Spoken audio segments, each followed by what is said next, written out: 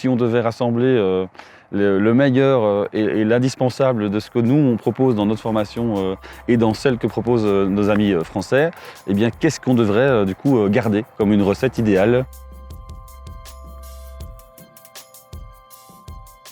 La volonté d'avoir un diplôme européen sur l'animation, c'est un intérêt et une nécessité. Une nécessité parce que de toute façon, les jeunes actuellement et les volontaires sont beaucoup plus mobiles qu'avant et donc ils vont de pays en pays.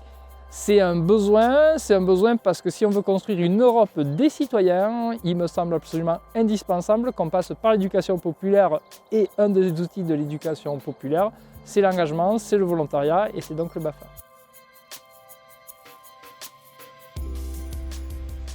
Notre approche de l'animation, elle est basée dans la continuité de ce qui peut être fait par l'éducation nationale et l'éducation parentale. Donc on est là comme un élément supplémentaire dans la construction du jeune et dans sa construction de citoyen.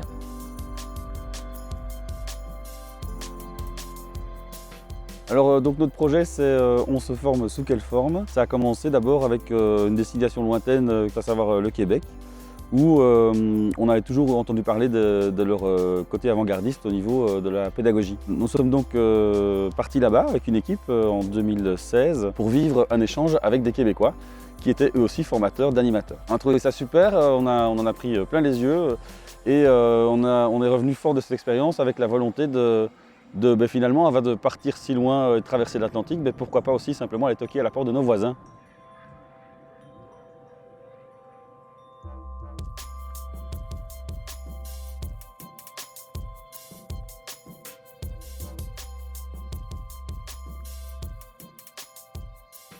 Au début, on était un peu dans le tâtonnement, on ne savait pas trop où on allait et puis c'était important de se dire est-ce qu'on partage les mêmes valeurs, la même éthique? On a beaucoup insisté sur la partie définition pour que chaque pays participant puisse avoir la même notion et le même vocabulaire. Est-ce qu'on met la même chose derrière les mots qu'on utilise, les concepts qu'on utilise? Déjà, on échange beaucoup. On met plein de trucs en commun sur les animations. On parle de la sécurité, on parle de l'évaluation du stagiaire, on parle de plein de choses. On est aussi dans le comparatif de ce qui se fait dans nos deux pays, même en termes de réglementation. C'est quoi les prérogatives en France, en Belgique, et du coup de se dire comment on peut articuler tout ça pour pouvoir répondre en tout cas à cette exigence. On a d'abord creusé cette question-là.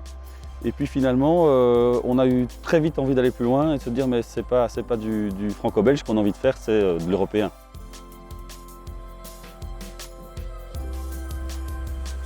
Idéalement, ce projet, il débouche sur la reconnaissance d'un diplôme européen, donc je vais dire transfrontalier, en tout cas qui puisse fonctionner selon idéalement tous les pays européens, voire mondiaux, sait-on jamais. Et au-delà de ça, pour moi, il débouche sur enfin la reconnaissance du statut de volontaire au niveau européen, qui est une forme d'engagement qui, à l'heure actuelle, n'est pas statutairement reconnue par les instances européennes. On peut clairement construire quelque chose ensemble, et ça, c'est beau.